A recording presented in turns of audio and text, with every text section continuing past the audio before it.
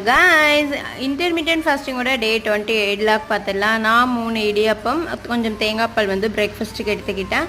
லஞ்சுக்கு கொஞ்சம் கொள்ளு பருப்பு வேக வச்சு அதை அப்படியே தாளித்து வந்துட்டு எடுத்துக்கிட்டேன். அப்புறம் ஒரு 3:30 பக்கமாக நான் ஒரு டீ மட்டும் எடுத்துக்கிட்டேன். இதோட என்னோடய ஃபீடிங் டைம் கம்ப்ளீட் ஆகிடுச்சு.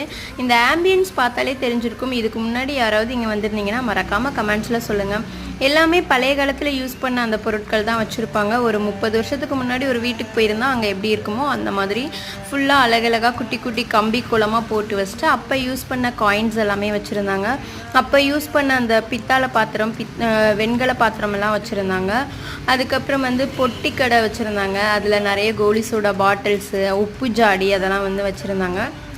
அப்புறம் அப்போ யூஸ் பண்ண பைக்கு, ராயல் என்ஃபீல்டு கூட வச்சுருந்தாங்க. ரேடியோஸ் வச்சுருந்தாங்க. அப்புறம் நெல் போட்டு வைக்கிற அந்த பாத்திரம் வச்சுருந்தாங்க. அப்புறம் அந்த லைட்ஸ் எல்லாம் வச்சுருந்தாங்க. நீங்கள் யாராவது இந்த இடத்துக்கு வந்துட்டீங்கன்னா கமெண்ட்ஸில் சொல்லுங்கள்.